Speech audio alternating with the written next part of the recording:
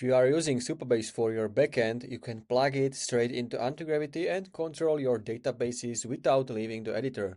Once you connect to your project, you can run queries, manage tables, and generate API code right inside your workspace. So let me show you how you can link Antigravity and Supabase in few simple steps. Firstly, you want to open your Antigravity and you want to open this agent. If you don't see the agent right away, you can simply click on toggle agent with this icon. And then we have to click on additional options because we are going to use MCP servers.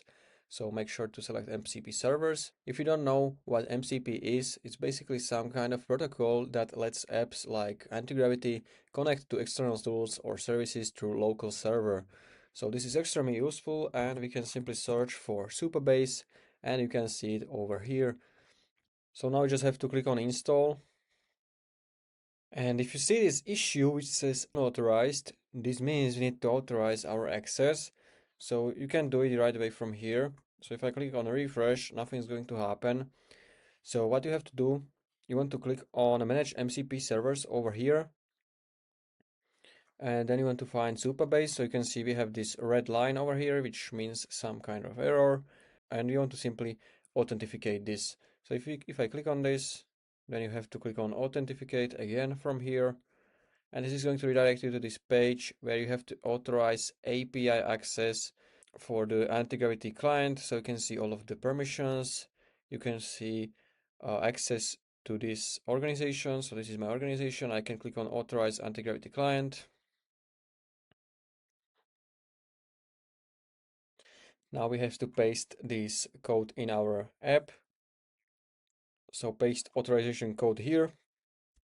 I'm going to paste it, submit, and now it should be done. So if I click on this refresh icon, you can see 29 tools enabled. This means it's working. So I can go back, I can refresh it as well over here, and it should be connected.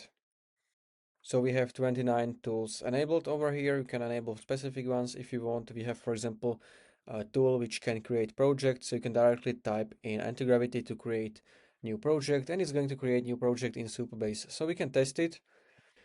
So in my Supabase, create new table called products with columns ID, name, price, and created ad. So we can send this.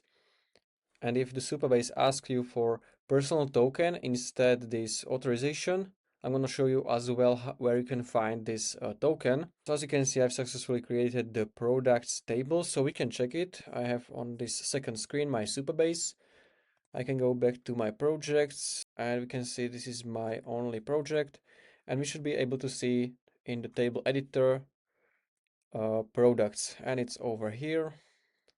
So this means it's working. You can see ID, name, price, and created ad. And if the Antigravity is asking for personal access token, you can find it over here. So if I go to my account preferences, then access tokens, you can generate new token over here. So if I click on here, I can name it Antigravity, then generate token. You can copy it from here and paste it into Antigravity. So this is going to be all for this video. If you found it helpful, please consider subscribing for more tutorials like this one.